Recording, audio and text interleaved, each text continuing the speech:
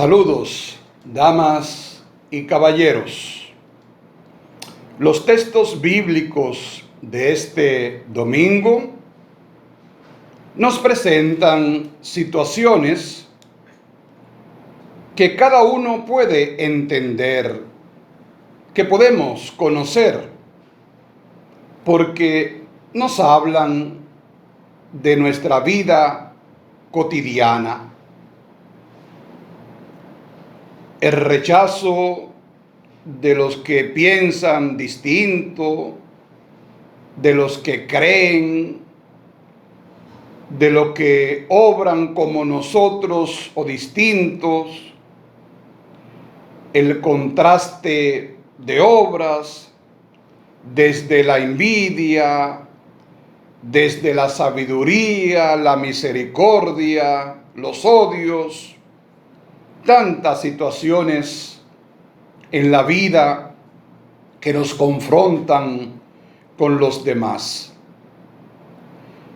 Y la palabra nos enseña a vivir, nos invita a abrirnos a nuestra realidad interna y externas, a tomar conciencia y a dar respuestas a las necesidades de todos, no solo a mis propias necesidades. Dar respuestas a un contexto y con un espíritu comunitario. Esa es la llamada que Dios siempre hace al hombre. ¿Cómo responder a los otros, al contexto donde nos encontramos? La palabra de Dios conduce a la reflexión. No es simplemente para ser escuchada, para ser oída. A la reflexión, a la meditación, a la acción.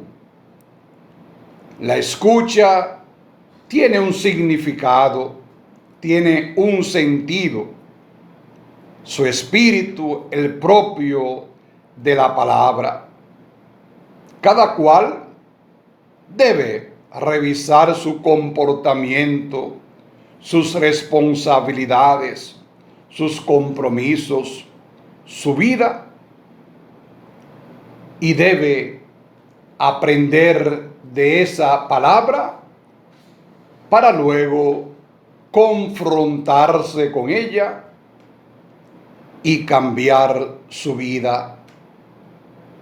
Y esta comparación aporta datos a nuestras vidas, aporta tomas de decisiones que también nos van a llevar a tomar nuevas opciones fundamentales. Y uno de los aspectos primordiales de la vida humana, del hombre, de la mujer, hechos de barro como nosotros, es entendernos que somos vulnerables, somos frágiles y debemos aceptarnos en esa condición humana. No somos perfectos. Estamos en camino siempre y debemos luchar por progresar, por avanzar, por crecer cada día. Y debemos pedirle a Dios que nos ayude a fortalecer nuestras condiciones como lo hacemos realmente con los salmos. Sentirnos amados, sentirnos acogidos, pero a la vez también sentirnos frágiles, sentirnos débiles. Esa es parte esencial de la condición humana. Y el libro de la sabiduría y todos los 7 libros sapienciales nos recuerdan esta condición humana. la fragilidad, la debilidad humana y la gran fortaleza también que tenemos, que nos viene realmente de Dios. La segunda lectura de hoy continuamos leyendo esa carta de Santiago, del apóstol Santiago, y nos recuerda que la verdadera religión es acoger desde la solidaridad. Y así como esa primera lectura de hoy, de la sabiduría, nos invitaba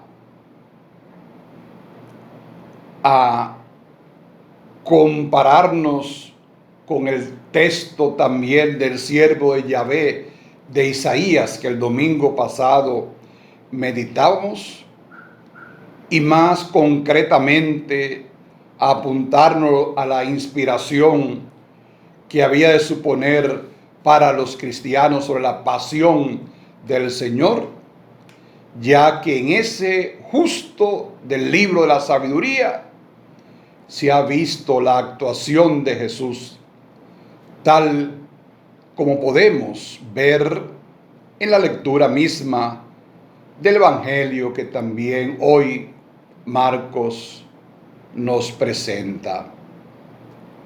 Los no sabios saben muy bien condenar a muerte ignominiosa a los justos. Esa es la única sabiduría que entienden de verdad: el desprecio y la ignominia. Es una sabiduría contracultural, ni divina ni humana. Y esta es ya una historia muy larga en la humanidad que tanto se valora a sí mismo. Y Santiago, en el capítulo 3, verso 16, y capítulo 4, verso 3, sigue siendo el hilo conductor de esta liturgia de hoy. Además, como es una carta que pretende establecer un cristianismo práctico, ético y moral, nos pone sobre el contraste dos sabidurías: la que nace de este mundo y anida en el corazón del hombre, como es la envidia, el desorden, la guerra, asesinato, maltrato y todo lo que se deriva por ahí. Y la sabiduría que viene de lo alto, como es la paz, la limpieza de corazón, la condescendencia, la docilidad, la misericordia. En realidad, a la primera no se le debe llamar sabiduría, sino insensatez, todo lo contrario de la sabiduría. Son dos mundos distintos. Y pudiéramos preguntarnos, ¿de verdad, si el corazón humano no está anidado por estas dos tendencias?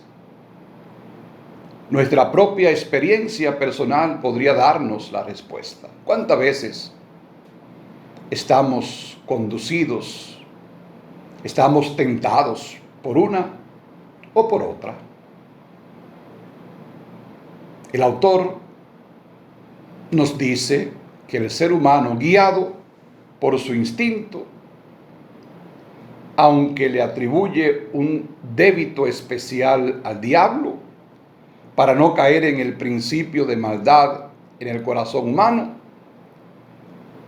va hacia la perdición por la envidia con la que nos destrozamos los unos a los otros. Pero también se propone la sabiduría que se adquiere por la oración, que se adquiere de rodilla ante el Señor, para llegar a esas aptitudes positivas que ha mencionado antes. No se trata simplemente de leer estos textos en clave moralizante. Es uno de los textos fuertes del Nuevo Testamento. De ese calibre es el cristianismo que pide la paz, fundamentado en la justicia, y que cada uno de nosotros debiera periódicamente revisar. Marcos 9, 30, 37. Después de Jesús hacer la pregunta a los apóstoles, después de la confesión de Pedro, después que Jesús anuncia su pasión y que dice que para seguirle a él cuáles son las condiciones, después que Jesús le dice a Pedro, apártate de mí, hoy Marcos nos muestra un segundo paso de Jesús en su camino hacia Jerusalén, en el camino hacia la Pascua. El maestro sabe lo que le espera. Lo intuye al menos con la lucidez de un profeta. La pasión, la muerte, pero también la seguridad de que estará en manos de Dios para siempre. Porque su Dios es un Dios de vida, de resurrección. Pero ese anuncio de la pasión se convierte en el Evangelio de hoy en una motivación más para habitar a los discípulos y para hablarle de la necesidad fundamental del servicio. No merece la pena discutir si este segundo anuncio de la pasión es así o no, o son una adaptación de la comunidad a la confidencia más auténtica de Jesús. Hoy se acepta como histórico que Jesús sabía algo de lo que lo esperaba. Que la comunidad después adaptara las cosas puede ser también. Este segundo anuncio de la pasión lo presenta el evangelista como una enseñanza.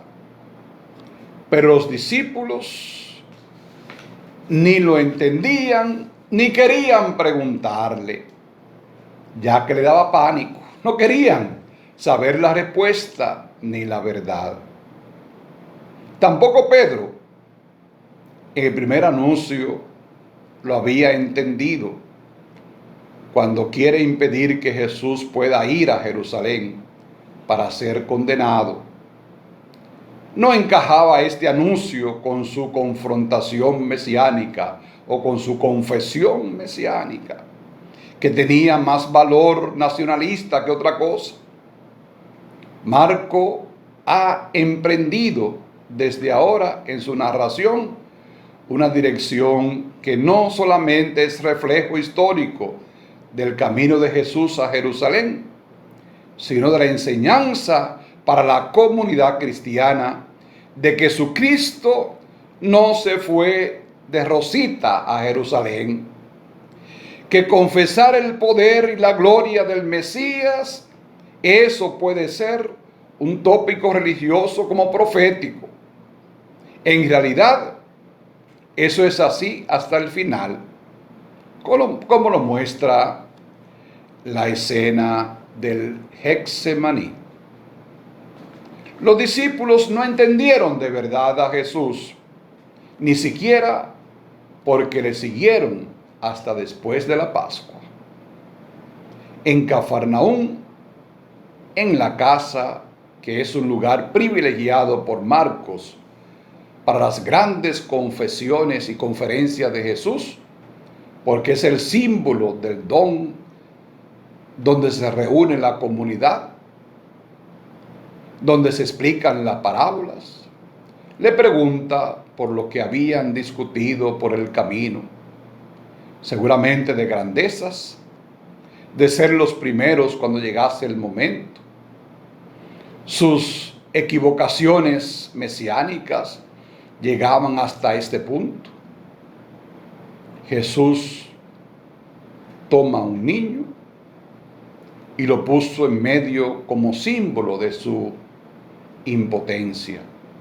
Es verdad que el niño como tal también quiere ser siempre de lo primero.